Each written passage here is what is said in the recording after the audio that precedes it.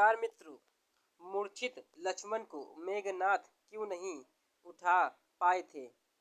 मेघनाथ अपनी मायावी शक्तियों के कारण लक्ष्मण पर भारी पड़ रहा था। तब आकाश मार्ग से तीव्र गति से उन पर प्रहार कर रहा था। तब उसने लक्ष्मण को शक्तिशाली बाण से मूर्छित कर दिया था, लेकिन उन्हें उठा नहीं पाया था। जाने क्यों।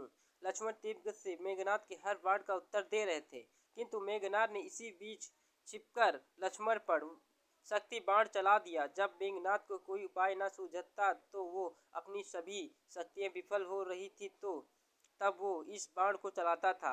ये बाण सीधा आकाश मार्ग के आकर लक्ष्मण की पीठ में लगा। इसकी शक्ति इतनी ज्यादा तेज थी कि वो लक्ष्मण की पीठ में धंस गई। वो उन्हें शक्तिहीन कर दिया। बाण के लगते ही लक्ष्मण के हाथों से धनुष बाण छूट गया और वो मूर्छित होकर भूमि पर गिर पड़े। जब मेघनाथ ने यह देखा तो वे अत्यंत प्रसन्न हुए और लक्ष्मण का मृत शरीर अपने पिता को सौंपने के उद्देश्य से उनके पास गए।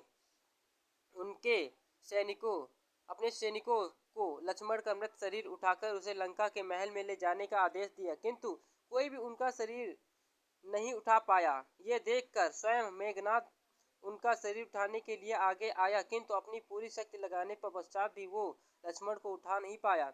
इसके बारे में रामायण में लिखा है कि लक्ष्मण स्वयं शेषनाग के अवतार थे। उनके फन पर ही ये पृथ्वी टिकी है। शेषनाग अपने आकार में ही इतना विशाल होते हैं कि उनका भार किसी अन्य व्यक्ति के द्वारा उठाना संभव है।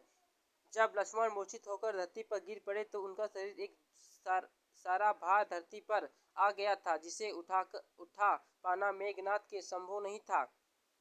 जब मेघनाथ लक्ष्मण को उठाने का प्रयास कर रहे थे, तब हनुमान ने उनके पास आए उसे एक अनायास प्रयास करते हुए पाया। उन्होंने मेघनाथ को धक्का मारकर गिरा दिया और लक्ष्मण के शरीर को अपने कंधे पर उठाकर तीव्र गति से हवा में उड़ गए और युद्ध भूमि से बाहर ले आए। यदि मेघनाथ लक्ष्मण को युद्ध भूमि से राजमहल में ले जाने में सक्षम हो जाता तो शायद ही उसका जीवन बच पाता, किंतु स्वयं शेषनाग को उठाना उसके वश में नहीं था। अगर आप हमारे चैनल पर नए तो चैनल सब्सक्राइब करें, कमेंट करें, लाइक करें, शेयर करें, बेल आइकन दबाना न भूलें।